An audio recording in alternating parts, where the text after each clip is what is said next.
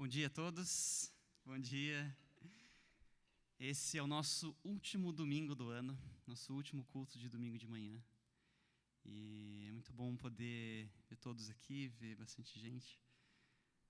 É muito importante a gente celebrar esse momento, celebrar esse culto, unidos em união, em Cristo, pois Ele é quem nos liga, Ele é quem nos conecta, Ele é quem nos une um ao outro. E a todos. E é por causa dele que a gente está aqui hoje, por causa do nosso Senhor Cristo Jesus, que a gente vai adorar o nome dele, cantar louvores, ouvir da sua palavra, amém? Que a voz do Espírito Santo possa falar com todos aqui hoje, através de músicas, através de louvores, através de um aperto de mão, um abraço. Queria convidar todos a se colocarem de pé para a gente começar esse momento de louvor com uma breve oração. Senhor Jesus, chegamos a mais um domingo, Senhor, e como último domingo do ano, Senhor, queremos olhar para trás e agradecer por tudo que o Senhor fez. Do começo do ano até agora, Senhor, do começo das nossas vidas até agora, o Senhor é soberano, o Senhor tem sido cuidadoso, misericordioso, gracioso conosco. O Senhor se revelou a nós e te damos graças por isso. Que possamos cantar, Senhor, músicas que engrandecem o Teu nome, que agradecem pelo que o Senhor fez por nós, pela Tua bondade, Senhor, e que possamos sempre cantar isso com nossos corações cheios de Ti. Em Teu santo nome, Senhor Jesus, que eu oro. Amém.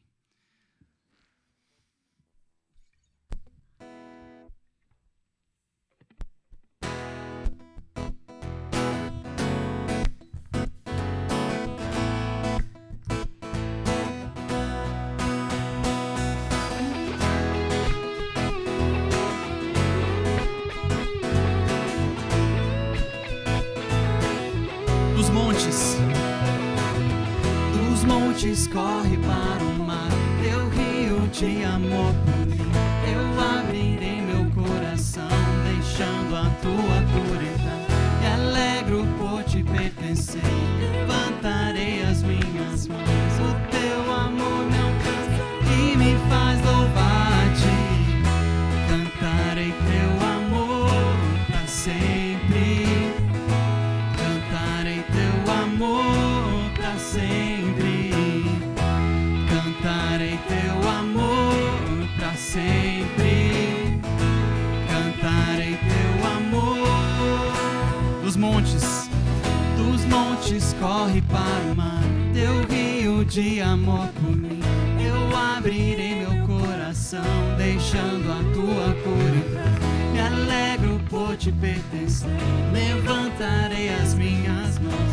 Teu amor me alcança e me faz louvar-te.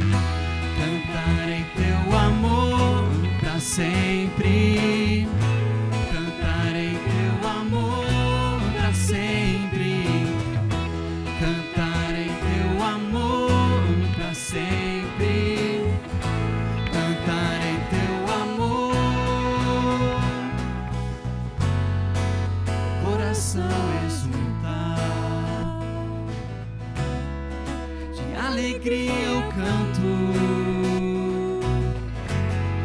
Se o mundo conhecerá-te, ele se encherá com a tua alegria.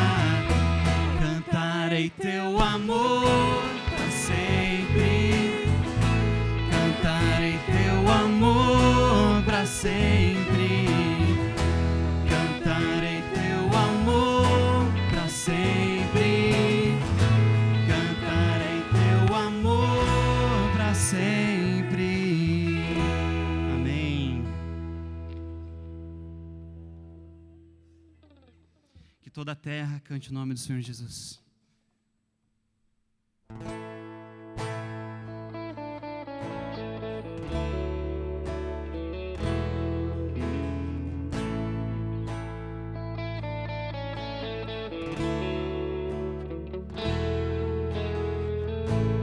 Meu Jesus.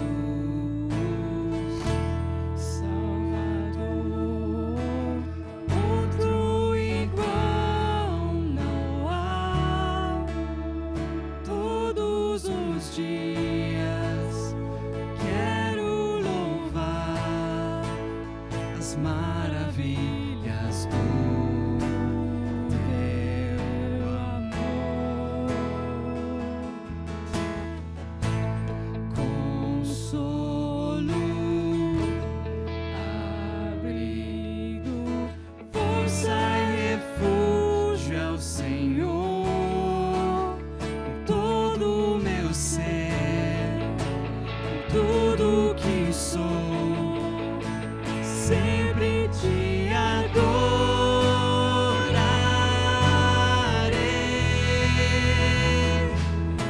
Aclame ao Senhor toda a terra e cantemos poder, majestade, louvores ao Rei.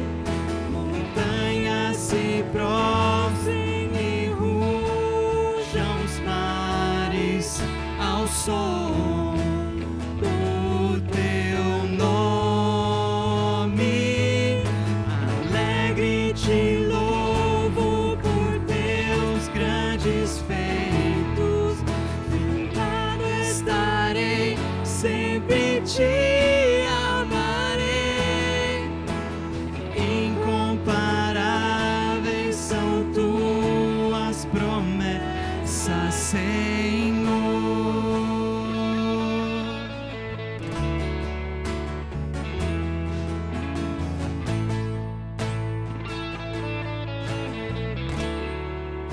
Meu Jesus, meu Jesus,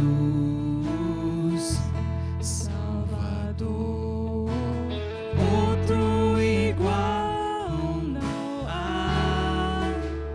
Todos os dias quero louvar as maravilhas do teu amor.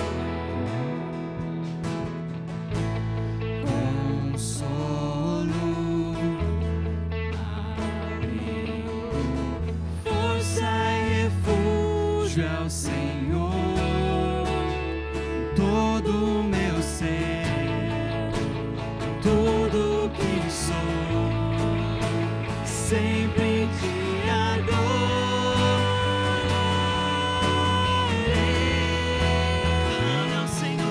Aclame ao Senhor toda a terra e cantemos poder, majestade, louvores ao Rei. Montanhas se prostrem e rujam os mares ao som do teu nome. Alegre te louvo por teus grandes feitos. Firmado estarei, sempre te amarei. Incomparáveis são tuas promessas. Incomparáveis são tuas promessas.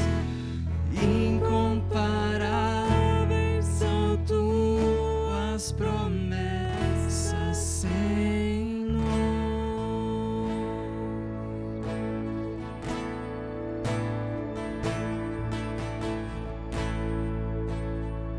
Te amo, Deus. Tua graça nunca falha.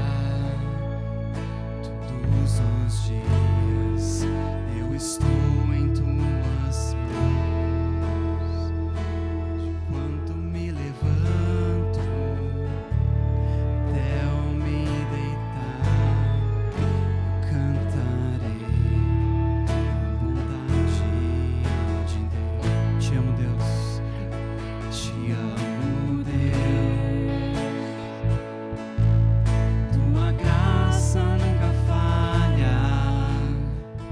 Todos os dias eu estou em tuas mãos. Desde quando me levanto até eu me deitar, cantarei a bondade de Deus.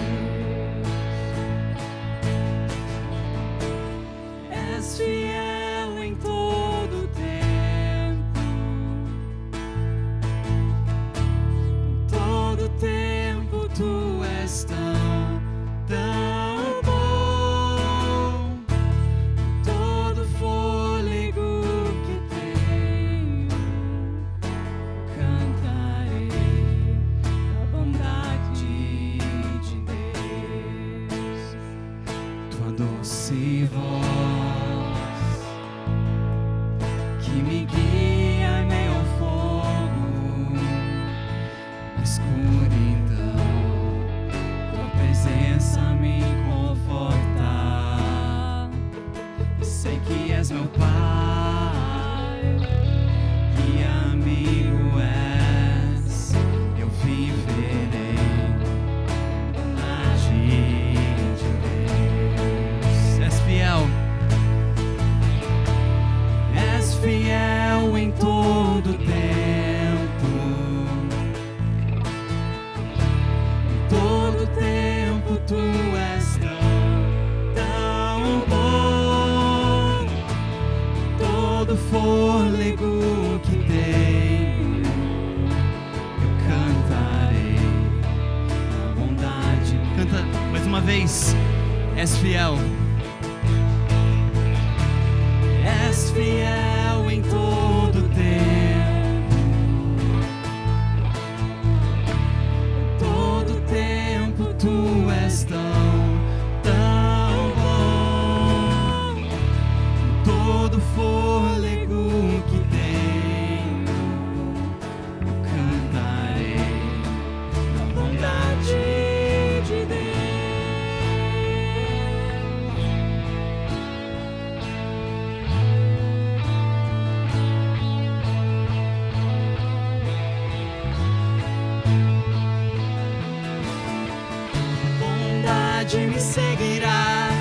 Me seguirá, Senhor.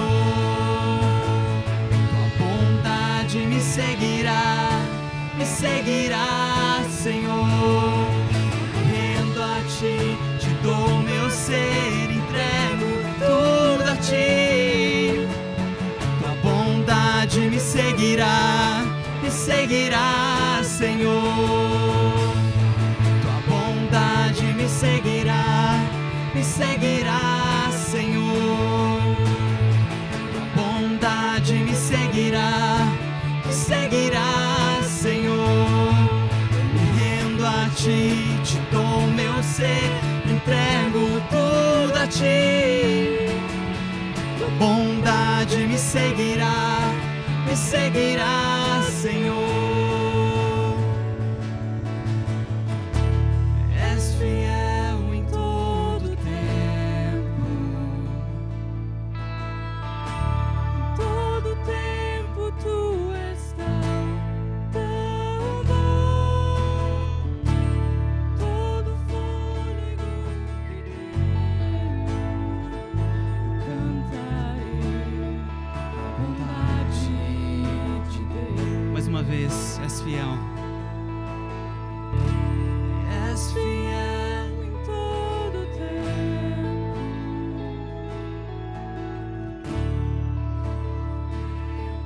Tu és tão bom. Todo fôlego que tenho, eu cantarei a bondade de Deus. Eu cantarei a bondade de Deus. Mais uma vez, essa bondade. Eu cantarei a bondade de Deus. Cantaremos a tua bondade, Senhor Jesus, pois o Senhor é bom o tempo todo, e o tempo todo tu és bom. Nos guarda com a tua preciosa e poderosa mão, Senhor. Em teu santo nome que eu oro, agradecido por tudo que o Senhor fez. Amém. Vocês podem tomar seus lugares.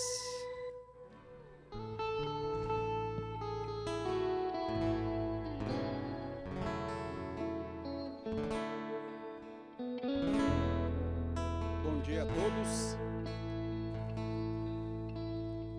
Nós vamos adorar a Deus agora através dos nossos dízimos e das nossas ofertas. Continuamos nesse tempo de adoração a Ele.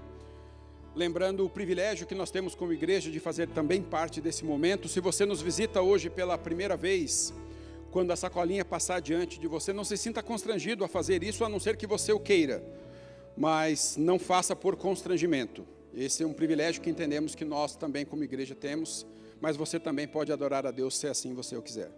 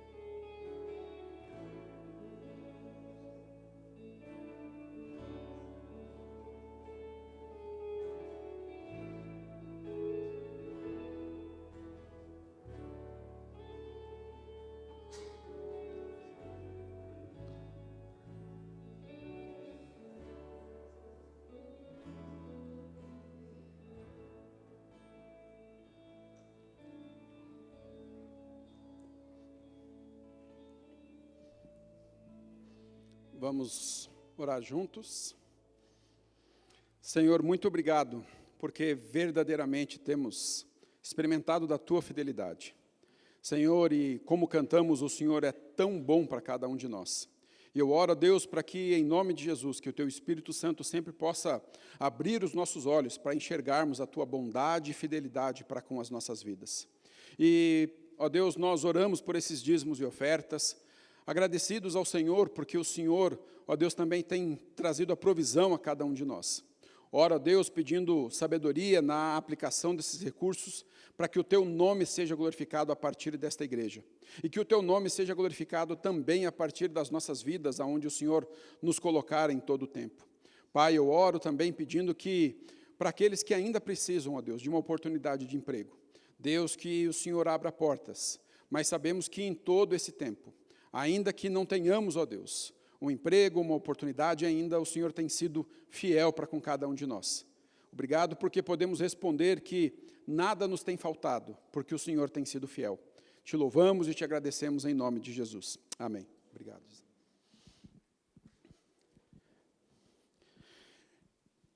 Separamos esse tempo também, e sempre é um tempo de alegria para nós, quando nós temos visitantes em nosso meio. E então, esse é o momento em que nós gostamos de conhecer aqueles que nos visitam pela primeira vez num culto de domingo na Nova Aliança. E se esse é o seu caso, nós temos um presente para te dar, mas para que a gente possa te dar esse presente, precisamos ver aonde você está. Então, se você nos visita hoje pela primeira vez, eu só queria pedir que você ficasse em pé no seu lugar, para que o pessoal da recepção pudesse te ver. Temos aqui 2 rapazes, muito bem-vindos, obrigado pela presença de vocês. Temos ali também, muito bem-vindos, obrigado pela presença de vocês. Lá atrás também, muito bem-vindo, obrigado pela presença de vocês. Assim que vocês ganharem o seu presente, você pode sentar.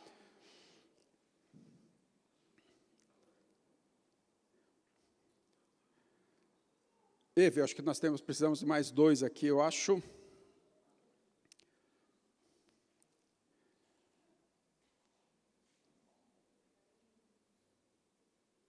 Lá atrás, lá atrás.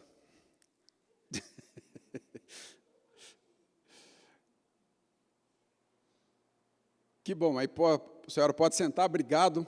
Obrigado a cada um de vocês pela presença de vocês aqui nesta manhã. A nossa oração e expectativa é que este culto seja um culto especial para vocês também, que Deus possa falar ao coração de vocês. Se vocês têm uma igreja, leve o nosso abraço, o abraço da Igreja Nova Aliança, a igreja de vocês.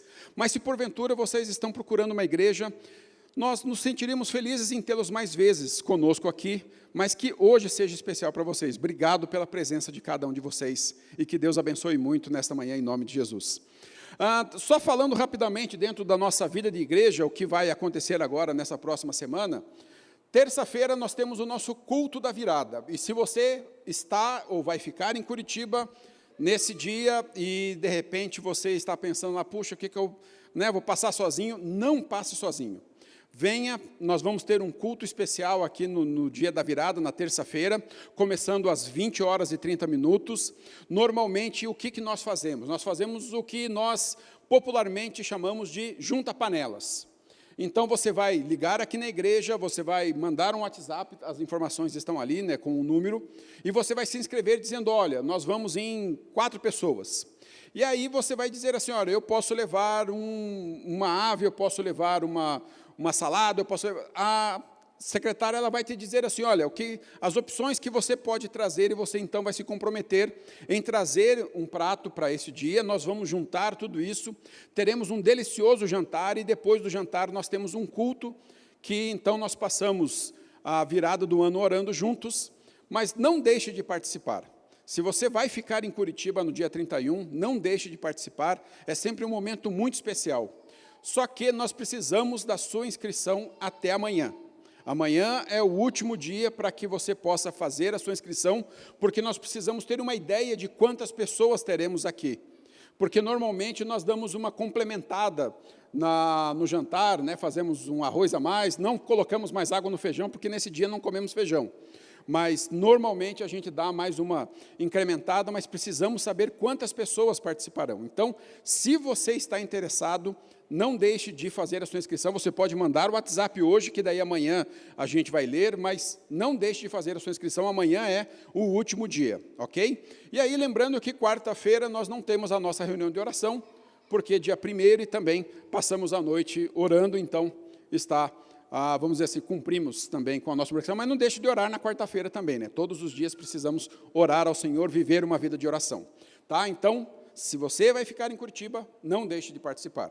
Agora nós vamos orar pela escola dominical, e um aviso importante, então, para os pais, mães que vão levar os seus filhos para a escola dominical, hoje não será nas salas, tá? Hoje você vai se dirigir, saindo aqui, lá no final do corredor, vira à esquerda, será na sala dos adolescentes, todos estarão reunidos lá, tá bom? Então vamos orar pela escola dominical, vamos orar também por nós que ficamos, para que o Senhor fale aos nossos corações.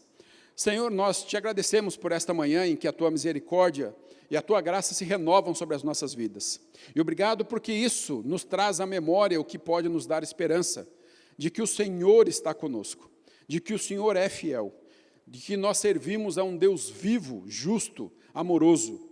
E eu oro, ó Deus, para que nesta manhã o Senhor possa, ó Deus, ministrar ao coração das nossas crianças na escola dominical, usando a vida dos professores, para que eles sejam ministrados na Tua palavra e possam conhecer mais do Senhor e aprender mais, ó Deus, sobre o Teu reino e principalmente, ó Deus, a ter um coração, ó Deus, que ama o Senhor.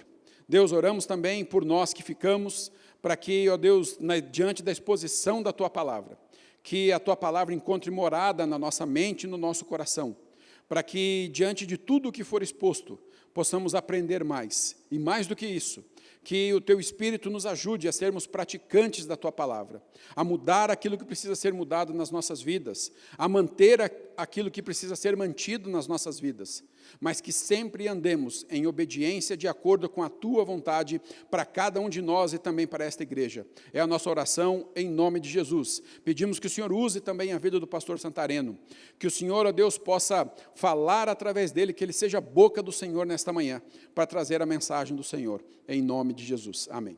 Então, a escola dominical pode se dirigir à sala dos adolescentes e pastor Santareno, que Deus te abençoe muito nesta manhã, meu irmão.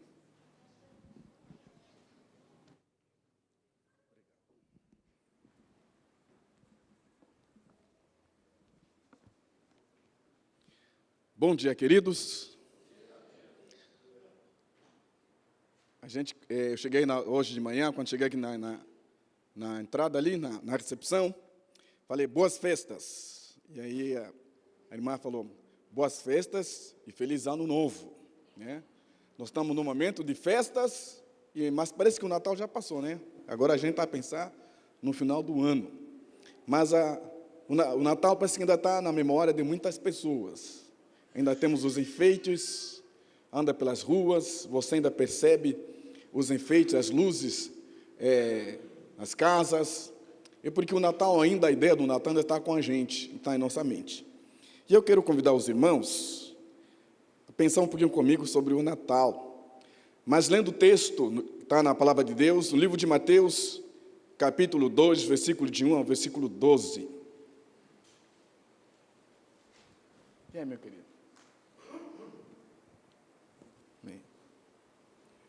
Mateus, capítulo 2, versículo 1 ao versículo 12. Diz assim a palavra do Senhor. Depois que Jesus nasceu em Belém da Judeia, nos dias do rei Herodes, magos vindos do Oriente chegaram a Jerusalém e perguntaram, onde está o recém-nascido rei dos judeus? Vimos a sua estrela no Oriente e viemos adorá-lo. Quando o rei Herodes ouviu isso, ficou perturbado e com ele toda Jerusalém.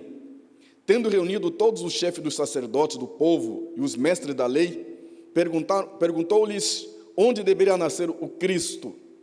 E eles responderam, em Belém da Judeia, pois assim escreveu o profeta, mas tu, Belém, da terra de Judá, de forma alguma és a menor entre as principais cidades de Judá, pois de ti virá o líder, que como pastor conduzirá Israel, o meu povo.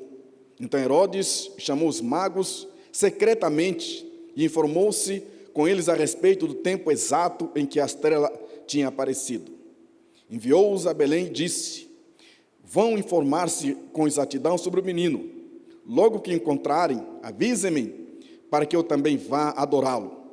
Depois de ouvirem o rei, eles seguiram o seu caminho, e a estrela que tinha visto no oriente foi adiante deles, até que finalmente parou sobre o lugar onde estava o menino. Quando tornaram a ver a estrela, encheram-se de júbilo. Ao entrar na casa, viram o menino com Maria, sua mãe, e prostrando-se o adoraram. Então abriram os seus tesouros e lhe deram presente, ouro, incenso e mirra.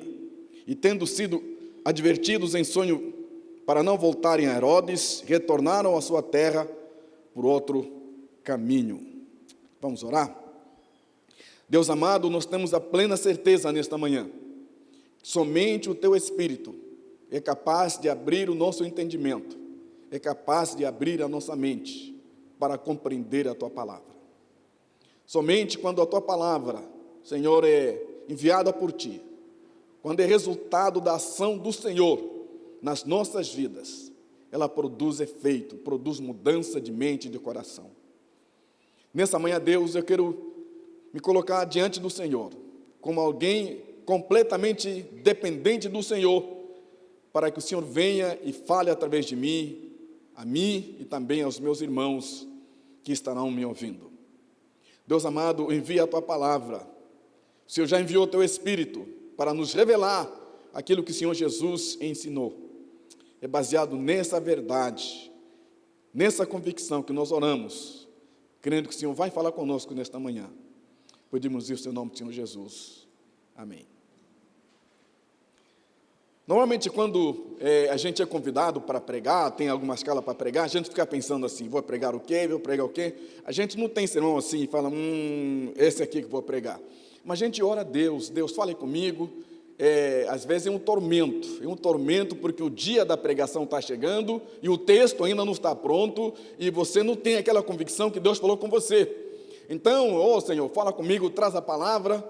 E eu estava andando pela cidade de Curitiba, minha filha, de férias, fala assim: vamos passear? Vamos passear onde? No parque. Ela falou: não, no parque não, no shopping.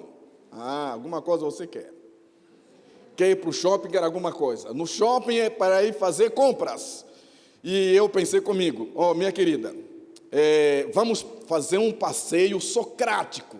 Ela falou: o que é isso? Falou: olha, antigamente, há muitos anos atrás, lá na Grécia Antiga, tinha um velho que era chamado de andarilho, que andava pelas ruas e ele fazia perguntas, como forma de ensinar as pessoas. E uma das coisas que ele fazia olhava para as pessoas, para questionar as pessoas, e através dos questionamentos, as pessoas chegavam à conclusão de que ela não sabia nada, por causa das perguntas que ele fazia. Então, a gente vai no shopping para fazer uma coisa: a gente vai ver o que nós não precisamos para viver hoje. Ela: não precisamos para viver hoje? Sim, olha, a Bíblia fala aqui: tendo o que comer, o que vestir e onde dormir, esteja com isto satisfeito. Ela: tá bom. Então nós fomos lá para o shopping. Mas muitas pessoas no shopping fazendo compra para cá, para lá, sacola para lá, e nós sem sacola. Ela falou assim: pai, a gente está sem sacola. Sim, porque a gente não comprou. E a gente não vai comprar. Lembra que eu falei? A gente veio fazer um passeio socrático. Ver e não comprar. Ela falou: mas eu quero. Vamos comprar o que então para essa criatura? E aí então a gente teve que comprar um brinquedo para ela, mas falei: agora a gente vai para um lugar, um parque. Tem uma apresentação no parque? Vamos lá no parque? E a gente foi lá no Parque Barigui. Assisti lá aquelas apresentações. E o que me chamou a atenção na apresentação foi o narrador. Enquanto ele narrava, eu ainda não tinha o texto aqui gestado, mas eu fui lá e ouvindo os cânticos, as músicas, a alegria, as luzes. E o narrador, uma hora ele para e diz assim: olha, o nascimento de Jesus não é presente. E eu dei uma olhada para a minha filha, né? O nascimento de Jesus não é presente. O maior presente que a humanidade recebeu, dizia o narrador, é que Deus amou o mundo de tal maneira que mandou seu próprio Filho Jesus para morrer na cruz pelos nossos pecados. Olhei para minha esposa e falei, pregou o evangelho agora. Todos estão aqui ouvindo o evangelho na boca deste homem aqui. Podem ouvir de luzes, podem ouvir cantoria, mas no meio de tudo isso, esse homem foi usado por Deus para citar o que é mais importante no Natal. E ali, deu um start na minha mente desse texto aqui. Cheguei em casa, agora vou ter que ler, vou ter que reler, agora vou ter que pesquisar, agora vou ter que trabalhar em cima desse texto. E Deus falou muito comigo sobre esse texto. E eu quero conversar conosco, com você, e quem vai ver depois pela internet. A chegada do rei é tempo de buscar Jesus. A chegada do rei é tempo de buscar Jesus, Jesus como rei. Mateus está preocupado em apresentar primeiramente a genealogia de Jesus, de Abraão até Davi, dizendo que nas Escrituras havia essa promessa do Messias que viria através de Abraão. Mas ele vai apresentar o início da vida de Jesus, vai falar sobre o seu batismo, feito por João Batista, o começo do ministério de Jesus, suas pregações focadas no reino de Deus, no evangelho do reino de Deus. Vai falar do Sermão do Monte, um Sermão do Monte que em algum momento a multidão vai embora porque era difícil ouvir o que ele estava falando, e de repente a multidão vai embora, e Jesus fala para o discípulo, e você não vai embora? E Pedro responde, para onde iremos, Senhor, se você tem as palavras da vida eterna? Mas também vai narrar as curas, os milagres que Jesus fez, como a cura de um leproso, até chegar nos últimos dias do seu ministério, quando fala da morte e da ressurreição do Senhor Jesus. Este evangelho está apresentando, Mateus vai apresentar Jesus como rei ou como o Messias esperado pelo judeu. Aquela expectativa que eles tinham de que Deus iria enviar um Messias, que seria o Salvador de Israel, Salvador, livrando-os do domínio dos outros impérios, dos outros reis. E talvez o nascimento de Jesus contradiz as expectativas deles, porque um rei não vai nascer num lugar distante do palácio, talvez fora da capital, fora do lugar onde as pessoas esperam que é ali onde deveria nascer. Jesus nasceu em Belém, lá num estábulo, numa manjedoura, e não, talvez, no palácio. Mas o texto diz que, quando Jesus nasceu, os reis magos do Oriente viram a sua estrela e foram até Jerusalém. E ao chegar em Jerusalém, eles foram no lugar onde se espera que nasceu o rei. E foram ter com o rei Herodes. E o rei Herodes percebe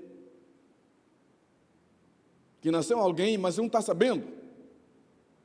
Sua esposa, o texto não diz, mas talvez poderia perguntar, minha esposa não teve neném? Que neném é este? Que rei é este que vocês vieram adorar? E o rei chama os sacerdotes, os escribas, os mestres da lei, aqueles que conheciam as escrituras, para procurar saber o que é que as profecias diziam sobre o nascimento do Messias, do rei. E esses homens da lei, instruídos nas escrituras, vão dizer exatamente onde iria nascer o Messias. O rei, secretamente, não falou à frente de todos, mas chamou os reis magos em segredo e disse para eles, olha, vocês vão até lá em Belém, até o lugar, se informem, se acharem o menino, me avisem, para que eu também vá e o adorem. E os homens vão, chegam até essa cidade, encontram o menino, guiados pela estrela, eles adoram o menino, oferecem os tesouros, mas avisados em sonhos. Outra versão, a linguagem de hoje diz que o sonho veio da parte de Deus, mas aqui o texto não está dizendo. Diz que foram avisados em sonhos, para não irem até Herodes, para buscarem outro caminho. e eles foram embora por outro caminho. Herodes, então, ele toma medidas, e você sabe quais são as medidas que ele tomou depois? Foi de decretar a morte de todos os meninos que nasceram naquela região. Algumas verdades que nós queremos aprender nesta manhã sobre esse texto, sobre a chegada do rei e a busca do Senhor Jesus. Primeira coisa que a gente aprende no texto é que a chegada do rei, Jesus, perturba o orgulhoso rei, o rei Herodes. O rei ficou perturbado ao saber da chegada desse menino. Mas para a gente saber qual é a causa dessa perturbação, a gente tem que olhar um pouco atrás a história de quem é esse rei. A história diz que na época de Jesus, Herodes era Antipas. Mas antes tinha um rei, Herodes o Grande. Herodes o Grande foi designado pelos romanos para governar sobre toda a Judeia, governar sobre o povo judeu. Mas quem era Herodes? Era judeu? Não, não era judeu. Ele era idumeu, descendente de Edom. Edom são os descendentes de Esaú. E se você for olhar no Velho Testamento, os edomitas eram adversários, eram próximos dos judeus, mas ao mesmo tempo eles eram adversários, eles eram inimigos em alguns momentos. Em alguns momentos eles criaram dificuldades para o povo judeu. Quando você olha a conquista da terra por Josué, os edomitas se opuseram. Quando o povo de Israel queria passar na região, na terra onde ficavam os edomitas, para chegar à terra da promessa, eles não aceitaram, não deixaram. O profeta Obadias tem uma palavra muito forte de Deus contra o povo de Edom, porque diz que quando Deus mandou, através de Nabucodonosor, o capitão dos exércitos da Babilônia, Senaqueribe, para ir até Jerusalém, cercar aquela cidade e levar cativo todo o povo daquela cidade. O texto de Obadias diz que quando chegaram, as tropas de Senaqueribe chegaram ao redor de Jerusalém, viram aquela cidade imponente, aqueles muros altos, e eles começaram a procurar estratégia, ver como poderiam entrar naquela cidade para poder então destruir a cidade e levar aquele povo cativo. O texto diz que os edomitas começaram a dizer: Deus pode tardar, mas vai chegar. Começaram a dizer: Israel, a sua hora chegou. Começaram a dizer: olha, vocês judeus se achavam os melhores, agora chegou a vez de vocês serem julgados por Deus. O texto diz, Obadias diz, quando o teu irmão foi cercado, você se alegrou. Você se alegrou e ficou de boca cheia. O texto diz ainda que quando Senaqueribe cercou a cidade de Jerusalém, os edomitas foram até o exército de Senaqueribe para mostrar brechas, buracos tinha no muro, onde a pessoa, o indivíduo podia passar e adentrar na cidade. O exército de Senaqueribe entrou em Jerusalém também por essas brechas, indicadas pelos edomitas, do qual Herodes era descendente. Por que é chamado de Herodes o Grande? Herodes é chamado de o Grande por causa do que ele fez com Israel, porque foi ele que construiu o templo, que depois é chamado de Templo de Herodes. E diz a história que na entrada do templo colocou uma águia, uma imagem, uma águia, uma escultura de uma águia, e essa escultura da águia era uma homenagem ao Império Romano. Fez atrocidades. Muitos judeus foram forçados a pagar impostos, porque Herodes estava dominando esse território com mão de ferro. Esse Herodes o Grande, ele morre. E quem assume o reino, o controle, o domínio, o governo sobre a Judeia, seu filho, Herodes Antipas. É nesse período que nasce o Senhor Jesus. É nesse período que os reis magos chegam até o seu palácio e dizem: onde está aquele que é nascido o rei dos judeus? Vimos a sua estrela no oriente e viemos adorá-lo.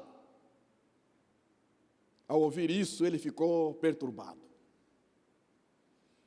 E o texto grego, a palavra grega que define essa perturbação, diz que ele é como se dissesse: perdeu o apetite para comer e perdeu sono, que não conseguia nem dormir, não conseguia, é como alguém que está tão preocupado, tão perturbado, que não consegue nem comer e não consegue nem dormir. E alguém que perde todas as expectativas da vida. É como se o chão tivesse saído diante dele. É alguém que não sabe mais o que fazer. É essa perturbação que se passa com o rei Herodes. Mas o que está em jogo com Herodes? O que está em jogo é o seu trono. Está em jogo é a sua posição social. Está em jogo é o seu governo. Está em jogo é a sua autoridade. Essa perturbação tem a ver com ele mesmo. É um rei ensimesmado. É um rei que governa para si mesmo. É um rei que as suas prioridades seja para viver, para governar, é sempre voltado para ele, buscar a glória para si mesmo. E ele se perturba porque Jesus chega, é uma ameaça direta ao seu trono. Jesus veio, sim, para perturbar aqueles que governam, perturbar aqueles que se acham senhores e soberanos do universo ou de algum território, ou talvez aqueles que se acham soberanos sobre a sua própria vida, aqueles que dizem: a vida é minha, faço quando que eu quiser, aqueles que a vida que têm é uma vida voltada para si mesmo, não para buscar a Deus, não para honrar o nome de Deus. E quando Jesus chega e ele prega o evangelho, ele vai dizer: arrependei-vos porque é chegado o reino dos céus. E esse reino dos céus, que também Mateus vai dizer, vai falar dos valores do reino de Deus, é o reino que perturba. Sim, não é só Herodes que é perturbado, que ele perde o controle, perde o domínio, está preocupado em perder o domínio, o controle do seu governo, mas é para todas as pessoas que se acham em autoridade ou que acham que a vida é delas, pertence a si mesma. Sim, Jesus chega para perturbar.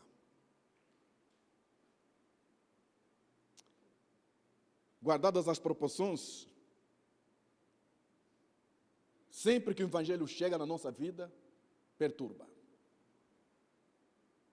Sempre que é pregado o evangelho, perturba. E hoje, nossos dias também, ele perturba. Jesus contradiz a lei, os costumes daquela época, os hábitos dos homens, porque o evangelho é o próprio Senhor Jesus. A mensagem do evangelho perturba, nos coloca na contramão, a gente perde o chão.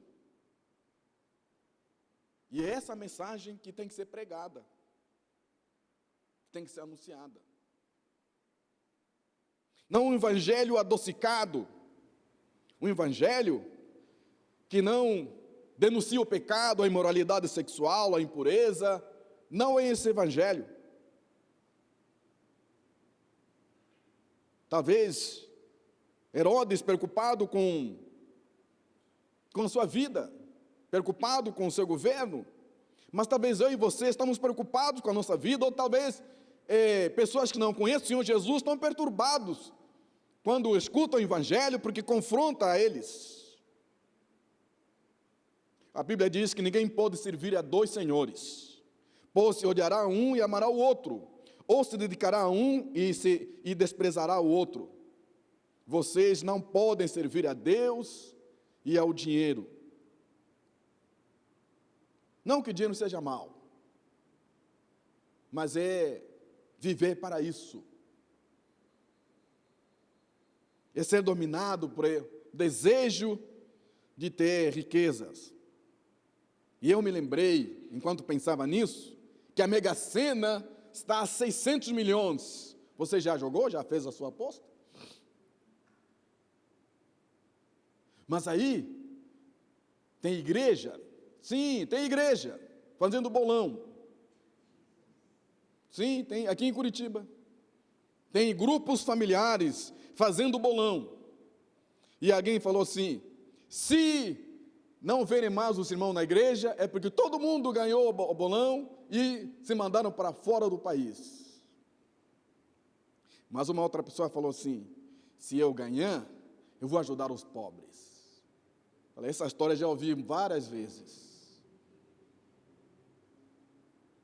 Ninguém pode amar a Deus é uma outra coisa. Pode ser o dinheiro, pode ser uma outra coisa. Jesus quer exclusividade, quer ser único. Sempre que o Senhor Jesus se levanta, Ele se opõe aos nossos ídolos. Sempre que o Senhor Jesus se levanta para vir até nós e nossos corações, Ele se opõe aos nossos ídolos, nossos desejos e a outros deuses. É por isso que o mundo hoje odeia Jesus, porque ele denuncia aquilo que não agrada a Deus. É por isso que a fé cristã é perseguida. É por isso que os cristãos são perseguidos, porque pregam o único caminho, a verdade e a vida. Numa sociedade inclusivista, nós estamos pregando o exclusivismo. Sim, Jesus é o único caminho, a verdade e a vida. O rei Herodes, perturbado, ele tem interesses desonestos, porque ele vai falar com esses homens no secreto. Falem comigo, vem aqui, chama os homens no secreto e diz para ele: olha, vão, se informe. Se informe onde que ele vai nascer, depois me avisem, para que eu também o vá e o adorem. Quantos homens contam histórias, contam coisas, maquinam coisas no secreto? Se a notícia era boa, deveria ser para todo mundo e não no secreto. Não no secreto que tinha que ser, olha, vão lá e... Não no secreto. E quando a gente olha para alguns países, quantas coisas não acontecem no secreto? Visitas feitas à noite, sem serem registradas. Sabe de algum lugar que é assim? No secreto. Jornalistas não podem saber. A imprensa não pode saber. Como líderes de igreja, que fazem coisas no secreto. Quando, na verdade, deveria ser aberto para todos. Todos devem saber o que vai ser feito, mas no secreto.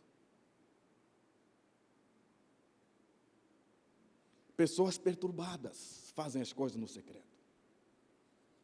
Melhor não falar, melhor as pessoas não saberem. Porque aí dá para maquinar coisas, dá para fazer aquilo que não agrada a Deus e talvez até a própria população. Então, a chegada do rei perturba aquela pessoa que tem poder, aquela pessoa que acha que pode servir aos seus deuses, aos seus ídolos, aquela pessoa que se acha que tem algum poder. Em segundo, a chegada do rei preocupa a sossegada Jerusalém. A cidade de Jerusalém, o texto diz, quando o rei Herodes ouviu isso, ficou perturbado e com ele toda Jerusalém. Herodes ter ficado perturbado faz sentido, porque ele é rei. Não tem nenhum descendente que nasceu naquele momento, então tem que ficar preocupado mesmo. Mas por que agora a população de Jerusalém, toda Jerusalém fica perturbada? Sim,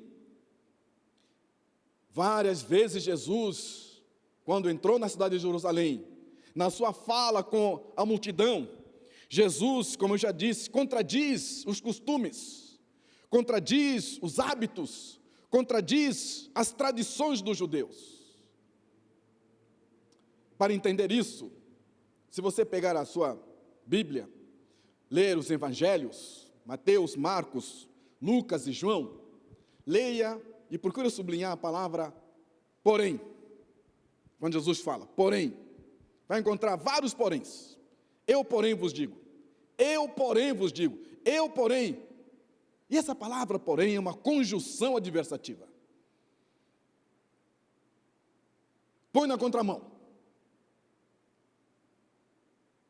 Desconstrui. Eu, porém, vos digo. Jesus vai dizer, na vossa lei, na vossa tradição diz, dente para o dente, olho para o olho, eu, porém, vos digo, amarás o teu inimigo. Aqueles que são chamados discípulos de Jesus, sim, a mensagem é perturbadora. Como assim? Em vez de olho para o olho, a lei do talhão para com seu inimigo, eu, porém, vos digo, amai os vossos inimigos. Abençoai e não amaldiçoeis. Isso perturba. E talvez você nunca se sentiu tão perturbado com isso. Passe por uma experiência de você ser ofendido e você ter que ir perdoar essa pessoa. Passe por uma experiência de você ser ofendido por alguém, talvez alguém na família, talvez alguém na igreja, talvez alguém bem próximo lá no trabalho, alguém te ofende. Eu estava indo para o colégio, dirigindo o meu carro, e de repente uma pessoa me fechou, não gostei, já fiquei irritado, e ele estava rápido, e eu também então, como forma de eu dar o troco para ele, vou dirigir mais rápido que ele, e ele viu, e ele me fechou. E eu fiquei muito feliz com isso. Não. Falei, fiquei atrás dele e falei assim, agora é você o primeiro. Quando abriu o sinal, eu vou passar à frente dele, e eu passo e abro o sinal, e eu consegui passar, mas o sinal fechou. Ele olha para mim, levanta a mão, dedo do meio, e fala coisas, e eu olhando para frente, olhando para ele, olhando para frente, e aí um homem carnal, santareno, se eu pudesse fazer almoço, faria essa hora, sairia do carro e ia falar com ele. Talvez se tivesse a minha esposa falar assim, olha, fecha o vidro, para de fazer isso, vai embora. Mas tem o Espírito Santo falando. Mas nessa hora parece que você está, a sua raiva cega você. E eu cheguei lá no colégio, já alterado, e eu pensei, não posso entrar na sala de aula assim. Vou ter que orar para eu ficar tranquilo, senão toda essa raiva eu vou descarregar no primeiro aluno que fizer coisa errada, fora. Mas aquilo, ele me ofendeu, primeiras horas foram complicadas, difíceis. Não lembro desse homem. Esse homem não faz parte da minha história. Essa história é uma experiência que eu vivi. Talvez, se algum dia eu me encontro com esse homem, ele se lembre de mim e eu dele, mas Lembro do carro, assim, fisionomia dele, um pouco de barba aqui, mas só isso. Mas eu lembro de algumas coisas que eu vivi com pessoas próximas, pessoas da família. Eu lembro de pessoas da igreja, pessoas próximas, irmão na fé. Isso a gente não esquece. Pode passar tempo, a gente não esquece. É como se fosse uma cicatriz que você tem, você lembra até a hora que aconteceu. Quando a pessoa você não conhece, ofendeu, você esquece. Com o tempo você esquece. Mas quando é alguém que você vai ver várias vezes, vai conviver com esta pessoa, aquela mágoa está aí no coração. Aquela angústia, alguém que te prejudicou. Alguém atentou contra a sua imagem, fez fofoca. Alguém se apropriou de algo que é seu. Alguém disse coisas que não são inverdades. Alguém te ofendeu.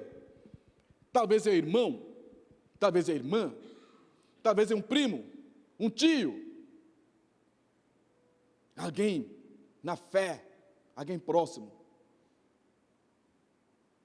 Está lá no coração. E Jesus diz: perdoe. Eu estava aconselhando um casal e a esposa assim: pastor, o senhor não sabe o que ele fez? Eu não sei mesmo. Não sei. Veja, Jesus chega e perturba a gente, porque ele diz: quer viver? Sim, vem a mim, todos estás cansados. Tá bom, eu estou cansado. Ele diz assim: agora morra para você. Quer ter vida? Morra. E essa contradição de que nós queremos uma coisa, baseado na nossa filosofia de vida, nossa educação, nossos valores, nossos princípios, ao chegar até Jesus, ele diz: deixe tudo isso, agora, nova vida, novos valores, nova forma de viver, nova expectativa.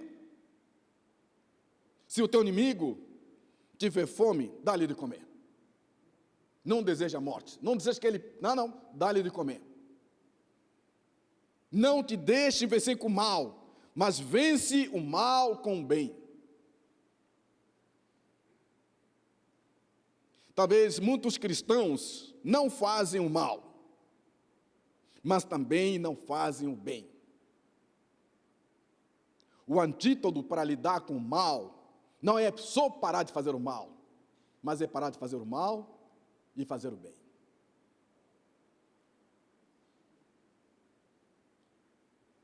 Eu estava estudando a história, olhando para a humanidade, Segunda Guerra Mundial, olhando para a invasão do Japão em Pearl Harbor. Um professor estava explicando para a gente qual foi a razão, o que fez com que os japoneses invadissem aquela base militar nos Estados Unidos, provocou então a entrada dos americanos na Segunda Guerra Mundial. Quais foram as consequências para a humanidade? Os aliados conseguiram se unir para poder acabar com as pretensões de Hitler. Mas não foi apenas isso que aconteceu. Um país como os Estados Unidos, segundo um historiador, o americano tem valor de que ele tem que contribuir para a sociedade. Isso que eu estou dizendo é um treinamento que a gente teve na escola, entre os professores. O que faz, qual é a motivação de um africano estudar? É mudar de vida, ter boa vida. O que faz um europeu, talvez um americano, estudar? Não é ter boa vida, mas também para contribuir. Motivações talvez diferentes. O que faz um asiático? Estudar. Estudar para mais tarde cuidar da família, descendência. Então, você vê aquela turminha de meninos orientais na sala de aula. Se você está caminhando numa outra direção, a cabeça dele vai junto, olhando para você. Meninos que levam marmitex no colégio para poder estudar. A disciplina de estudar, porque a família diz, você tem que dar certo para a família dar certo. Você tem que dar certo para a família dar certo. E esse professor dizia que nos Estados Unidos é valor, é cultura.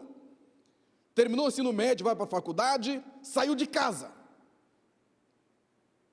Vai para a faculdade, o seu quarto vai ser alugado. Quando você voltar para casa, você será visita. Se vira. Mas isso tem a ver com outro valor. De ganhar dinheiro, mas também contribuir para a sociedade. E se fosse, talvez, o Japão, ou talvez a China, ou talvez outros países orientais, que tivessem influenciado bastante na Segunda Guerra Mundial, como seriam os direitos humanos? Como seriam as ajudas humanitárias? Vejam só, tem algum país africano passando alguma dificuldade, tal, de onde vêm as doações? Quais são os países que mais fazem doações? Até mesmo países árabes, onde tem muito refugiado. Quem está recebendo refugiados? O que está por trás? E esse professor estava dizendo, os países europeus, os países como os Estados Unidos e Canadá, têm uma coisa que outros países não têm. São os valores cristãos. De contribuir. De que o mal se combate, não só deixando de fazer o mal, mas fazendo o bem. E isso, para nós como cristãos, para nós como filhos de Deus, muitas vezes contradiz nossos valores, nossos costumes. Fomos ensinados, educados a viver para nós mesmos. Então, ao receber Jesus, sim, Jerusalém ficou perturbada, eu e você ficamos um dia perturbados, porque há um conflito pessoal, de eu lidar com o meu pecado. Jesus, sim, vai me perturbar, porque não consigo lidar melhor com meus pecados. O texto diz, mantenha o pensamento nas coisas do alto e não nas coisas terrenas, pois vocês morreram e agora a sua vida está escondida em Cristo, em Deus. Quando Cristo, que é a sua vida, for manifestado, então vocês também serão manifestados com Ele em glória. Assim, façam morrer tudo que pertence à natureza terrena de vocês, imoralidade sexual, impureza, paixão, desejos mãos e a ganância que é idolatria. E por causa dessas coisas que vem a ira de Deus sobre os que vivem na desobediência. Há um conflito constante meu com o pecado. Mas essa perturbação só aconteceu quando recebi o Senhor Jesus. Há um conflito. E o pastor Hernandes Dias Lopes diz que se você peca e não sente nada, não sente perturbado, nada está acontecendo com o seu coração, com a sua alma, talvez você não nasceu de novo. Mas quando alguém nasceu de novo, na hora que peca, há uma perturbação na alma, no espírito. Eu fiz algo que não agrada ao meu Deus. E em vez de eu me afastar de Deus, pelo contrário, eu fujo do pecado e vou até Deus. Busco a Deus. Busco o perdão, a reconciliação, a confissão dos meus pecados. Sim, Jesus perturbou Jerusalém. E continua perturbando. Jesus vai dizer que ele veio para perturbar, sim. Olha o texto, Lucas 12, 51 a 53. Vocês pensam que eu vim trazer a paz? Não, eu lhes digo, ao contrário, vim trazer divisão. De agora em diante haverá 5 numa família divididos, uns contra os outros, 3 contra 2 e 2 contra 3. Estarão divididos pai contra o filho e filho contra o pai, mãe contra a filha e filha contra a mãe, sogra contra a nora e nora contra a sogra. Num país cristão, talvez isso não acontece. Numa família cristã, talvez isso não acontece. Mas experimente talvez você conviver num contexto cultural onde o evangelho é novidade, onde o evangelho contradiz os costumes daquele povo. Países árabes, países muçulmanos, existem irmãos nossos na fé que ele é cristão, a família não sabe. Se a família souber, ele é deserdado da família, ele é afastado da família. Há um pastor no Uganda, pastor evangélico, mas o pai muçulmano. O pai pediu para os sobrinhos dele, primos desse pastor, para que jogassem ácido na cara dele, daquele pastor. E esse vídeo está rodando entre os missionários. De orar pelo nosso irmão, pastor na Uganda, que recebeu primos em casa, e na hora os primos pegaram ácido, jogaram e derreteu a cara dele. Irmãos, foi o pai. Mas aqui em Itaqui fica em? Aqui próximo, não é? Não tem um bairro, uma cidade chamada Itaqui, aqui próximo de...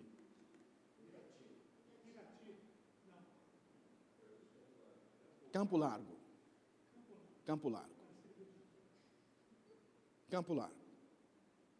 Tem um aluno da faculdade teológica que é de lá. Toda a família católica. E ele se converteu, está a fazer seminário teológico. Todo domingo a família se reunia para almoçar. Hoje, ele não pode mais frequentar a família. Hoje, ele não pode mais estar no convívio da família, porque agora ele é crente. Ele abriu mão das tradições da família, abriu mão dos costumes da família, abriu mão daquilo que, olha, até se batizou novamente. Essa é a conversa na família. Que história é essa? Então o batismo que ele recebeu lá na igreja católica não serviu, agora tem outro batismo? E o sacerdote, que às vezes vai nessa casa, nessa família, já falou, olha, se ele estiver lá, eu não vou. E a família decidiu, você só pode passar em casa durante a semana. Domingo é o dia sagrado para nós. Não venha. Aqui em Curitiba. Sim. Os pais vão estar divididos com os filhos com os pais. Talvez tenha algum jovem na nossa igreja vivendo isso. Quando tem jovem na igreja que nasceu numa família cristã, isso não é só realidade, mas é realidade para quem talvez vir num culto é uma dificuldade, fazer parte do grupo familiar é uma dificuldade, caminhar com cristãos é uma dificuldade, dizer que é cristão é uma dificuldade, e não é só entre católicos, pode ser também com pessoas de outras religiões, que a família toda fazia parte daquela religião, e essa pessoa se converteu à fé cristã, passa a ser pessoa não grata na família. Sim, Jesus veio perturbar. Queridos, sempre que eu sou perturbado pelo meu pecado, o melhor caminho a fazer é voltar para Jesus, olhar para Jesus. Sempre que o meu pecado aponta que eu errei diante do Senhor, diante de Deus, eu devo correr para Jesus. Terceiro, a chegada do rei provoca o religioso. Quem é o religioso? Sacerdotes do povo e os mestres da lei. Lembra? O texto diz que quando Herodes ficou perturbado com essa notícia, chama esses sacerdotes, os mestres da lei, e pergunta para ele, onde deveria nascer o Messias, de acordo com as Escrituras. E eles vão descrever, em Belém da Judeia. É exatamente ali onde nasceu o Senhor Jesus. Mas não fizeram nada. O texto não diz que eles foram junto com os reis magos. O texto não diz que eles ficaram felizes com isso. Ficaram simplesmente apáticos. E você vai ver depois que toda a trajetória de Jesus no seu ministério, a dificuldade que ele tem é com autoridades religiosas. É com esses sacerdotes, é com os mestres da lei. Lembra? Quando Jesus cura um homem no sábado, cria uma dificuldade. Mas não pode. Na lei diz não pode, as tradições dizem que não pode. Quando Jesus cura um homem que os homens abriram o teto e levaram aquele seu amigo para ser curado por Jesus. Jesus diz para aquele homem: perdoados estão os seus pecados. Todos os homens, mas como é que pode? Todos ficaram perturbados, como é que pode? Não pode fazer isso. Jesus fala para eles: olha, para vocês saibam que o Filho do Homem, quando ele fala Filho do Homem, está falando do Messias. Filho do Homem tem poder, não só para perdoar pecados, mas é para dizer: você está curado, pega a sua cama e vai embora. O texto diz que o homem ficou curado e ele foi embora. Mas os sacerdotes ficaram como? Enraivecidos, porque Jesus falou, porque ele perdoou o pecado, e porque ele não só perdoou o pecado, mas ele também falou que era filho do homem. Veja como Jesus, com o seu ensino, com a sua vida, com a sua pregação, ele está perturbando os mestres da lei, os sacerdotes do povo. E talvez ainda hoje ele está perturbando homens e mulheres que interpretam as Escrituras, lideranças religiosas, que talvez em algum momento da sua vida são confrontados com a palavra de Deus, sabem que estão errados, mas não mudam de vida. Esses homens falaram para Herodes exatamente o endereço, o local onde Jesus iria nascer, mas ficaram conformados ou apáticos. Eles não reagiram à notícia mais importante que eles deveriam ouvir, ou seja, que ouviram: o Messias nasceu. Eles criam nas Escrituras, mas não ao ponto de aplicá-las à sua vida. É aquela pessoa que prega, mas não aplica a palavra à sua vida. Aquela pessoa que ensina, mas a palavra não faz sentido para ela. Aquela pessoa está preocupada em buscar a palavra, ensinar a palavra, pregar, mas essa palavra não faz sentido para ela. Não aplica. Não tem temor diante da palavra de Deus. E quando você olha para a realidade da igreja hoje, no Brasil, em África, vê as pessoas pregarem a palavra de Deus, mas olha para a vida que essas pessoas têm.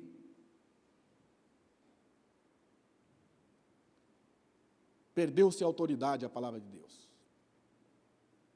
Perdeu-se o temor de Deus desses homens. Porque a palavra que eles estão pregando é moralismo.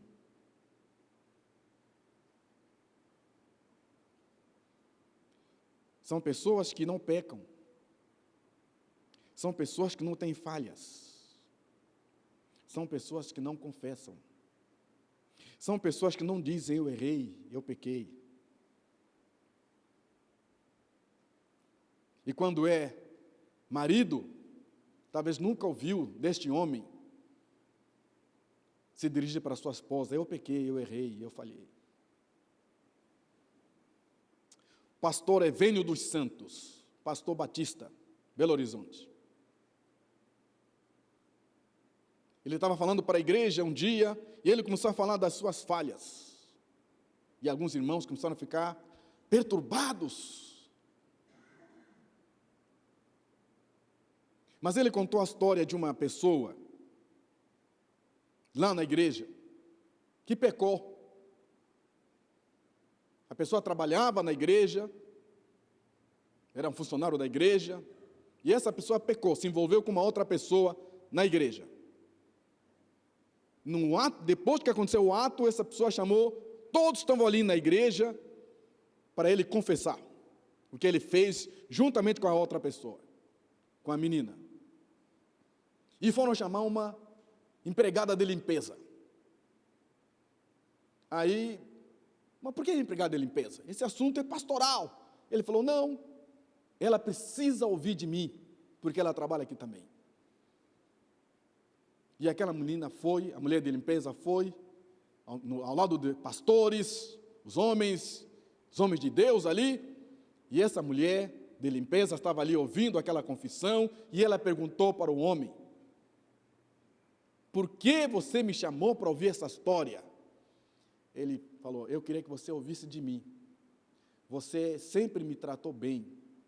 Você sempre viu que eu sou uma pessoa correta. Você sempre tem uma imagem boa de mim. Eu queria que você ouvisse uma imagem ruim de mim. Aquela moça da limpeza falou assim, se eu acreditava em você antes de você pecar, mas ainda você agora tem a minha confiança. E eu sou a primeira pessoa a pôr a minha mão no fogo por você. O que a gente faz quando peca? Foge. O que a gente faz quando peca? Se esconde. O que a gente faz quando peca? Melhor não falar. E quando mais a gente lida com a palavra de Deus, parece que mais a gente tem que se brindar de uma imagem de pessoas corretas. Não. Este que vos fala, este santareno que vos fala, é pecador. É pecador, sim. Eu sou tentado, sim. Lá na escola, no colégio. Aluno falando assim, professor, só estou aí você. Se você aumentar a minha nota, resolveu. E eu sei, se eu manter essa nota, vai dar problema. O pai vai vir, vai ser o maior furdunço, maior dificuldade. Então, é melhor dar a nota para ele e resolveu. Mas como fica depois de fazer isso? Ou talvez, a história que eu contei no trânsito. Eu não posso jogar futebol. Primeiro, por causa do meu pé. Mas segundo, porque futebol para os crentes é teste de caráter. Vamos ver, vamos levar alguns irmãos a assistir, fazer um jogo de futebol para ver como é que vai ficar depois de 30 minutos. Talvez é muito 30 minutos. Sim. O silêncio dos sacerdotes é péssimo. Queridos, quando a gente escuta a palavra de Deus, se não mexe comigo, alguma coisa está errada comigo. É verdade, sempre que eu vejo a palavra de Deus, algo Deus tem para falar para mim. Talvez agora eu não entendi nada. Amém. Mas quando ela confronta, quando ela diz que eu estou fazendo algo errado, eu não devo argumentar, dizer, Deus, eu errei, falhei, eu peço perdão. Mas os sacerdotes, os homens da lei, ficaram em silêncio. Quarto e último, a chegada do rei promove salvação. Os reis magos vão dizer, onde está o recém-nascido, rei dos judeus? Vimos as suas estrelas no oriente e viemos adorá-lo. A adoração. Esses homens procuram Jesus com a motivação certa, uma procura diligente. O desejo de encontrar Jesus é para ser adorado, é para que ele seja adorado. Esses homens tinham no coração a intenção correta. A palavra de Deus diz que Deus criou o homem para o louvor da sua glória. Deus criou a todos nós para o adorarmos. A maior motivação para todos nós de vir na casa de Deus é para adorar a Deus. A maior motivação todo dia, quando nós acordamos, o dia está ruim, está difícil, quando você acorda, há uma coisa que você deve colocar no seu coração: esse dia é o dia que o Senhor fez, vou viver esse dia para adorar ao Senhor. Vai cozinhar, cozinha para a glória de Deus. Vai trabalhar, coloca no seu coração: eu vou trabalhar para a glória de Deus. Tudo que fizerdes, seja em palavras ou em atitude, seja para a glória do Senhor Jesus. Foi por isso que nós fomos criados. Foi por isso que nós existimos. Veja o que a Bíblia diz no livro de Efésios. Efésios capítulo 1, versículo 11 até o versículo 14. Diz assim: nele fomos também escolhidos, tendo sido predestinados conforme o plano daquele que faz todas as coisas segundo o propósito da sua vontade, a fim de que nós, os que primeiro esperamos em Cristo, sejamos para o louvor da sua glória. Quando vocês ouviram e creram na palavra da verdade, o evangelho que os salvou, vocês foram selados em Cristo, com o Espírito Santo da promessa, que é a garantia da nossa herança, até a redenção daqueles que pertencem a Deus, para o louvor da sua glória. Os magos entenderam, o rei Jesus nasceu e é para ser adorado. E a salvação, o evangelho é anunciado, a salvação é anunciada para que os homens possam adorar a Deus. John Piper diz: missões existem porque não existe adoração. O fim da salvação é a adoração a Deus. O fim da salvação não é ir morar no céu. O fim da salvação é a adoração a Deus. E uma adoração eterna. E a foto está lá no livro de Apocalipse. Apocalipse capítulo 5. Diz assim: então vi na mão direita daquele que está assentado no trono um livro em forma de rolo, escrito de ambos os lados e selados com 7 selos. Vi um anjo poderoso clamando em alta voz: quem é digno de romper os selos e de abrir o livro? Mas não havia ninguém, nem no céu, nem na terra, nem debaixo da terra, que pudesse abrir o livro ou sequer olhar para ele. Eu chorei muito, porque não se encontrou ninguém que fosse digno de abrir o livro, de olhar para ele. Então, um dos anciãos me disse: não chore, eis que o leão da tribo de Judá, a raiz de Davi, venceu para abrir o livro e os seus 7 selos. Depois vi um cordeiro que parecia ter estado morto em pé, no centro do trono, cercado pelos 4 seres viventes e pelos anciãos. E ele tinha 7 chifres e 7 olhos, que são os 7 Espíritos de Deus enviados a toda a terra. Ele se aproximou e recebeu o livro da mão direita daquele que estava assentado no trono. Ao recebê-lo, os 4 seres viventes e os 24 anciãos prostraram-se diante do cordeiro. Cada um deles tinha uma harpa e taça de ouro cheios de incenso, que são as orações dos santos, e eles cantavam um cântico novo. Tu és digno de receber o livro e de abrir os seus selos, pois foste morto e com teu sangue compraste para Deus gente de toda tribo, língua, povo e nação. Tu os constituíste reino e sacerdotes para o nosso Deus, e eles reinarão sobre a terra. Versículo 12 ainda diz: e cantavam em alta voz: digno é o Cordeiro, que foi morto, de receber poder, riqueza, sabedoria, força, glória, honra e louvor. E o versículo 13 vai dizer: aquele que está sentado no trono, ao Cordeiro seja o louvor, a honra, a glória e o poder para todo o sempre. Queridos, fomos criados para adorar a Deus. A maior motivação de virmos para Deus é a adoração a Deus. A maior motivação para viver é a adoração a Deus. A maior motivação para trabalhar é adorar a Deus. A maior motivação para você manter o seu casamento é adorar a Deus. A maior motivação para você estudar, fazer faculdade, engenharia, não importa que curso seja, a adoração a Deus. A maior motivação para educar os filhos é a adoração a Deus. Tudo no universo aponta para o céu. Digno é o Cordeiro de receber a honra, glória, louvor e o poder. Os reis magos entenderam isso. Vimos a sua estrela no Oriente e viemos adorá-lo. É tempo de buscar Jesus para o adorar. É tempo de buscar Jesus para dobrar o nosso joelho, entregar a nossa vontade. Nós cantamos nesta manhã, para a glória de Deus, cantamos, com tudo que eu sou, com todo o meu ser, sempre te adorarei. Cantamos isso. Com tudo que eu sou, com todo o meu ser, sempre te adorarei.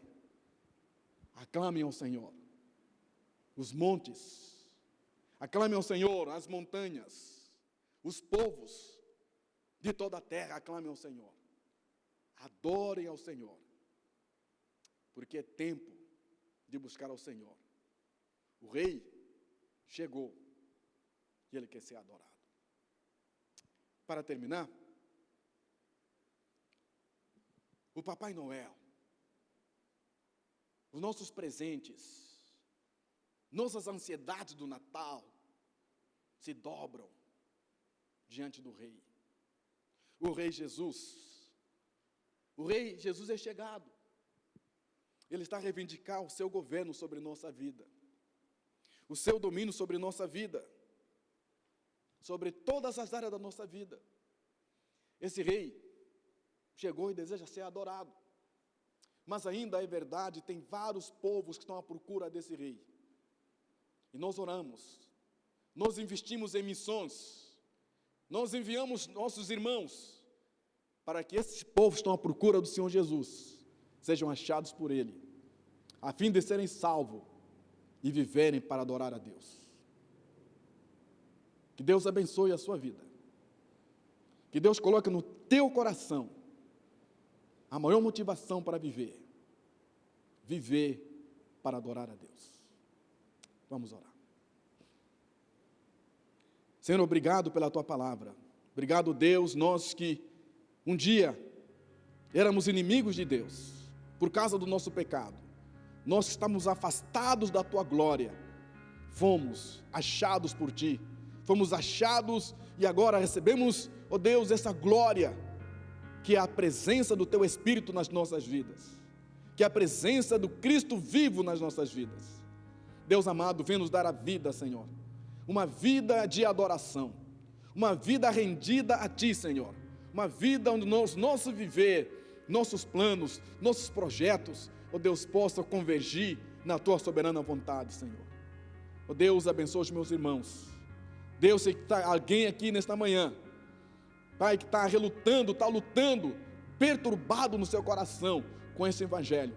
Deus, alcança este coração para Ti mesmo, Senhor. Pedimos isso nesta hora, em nome do Senhor Jesus. Amém. Encerrar?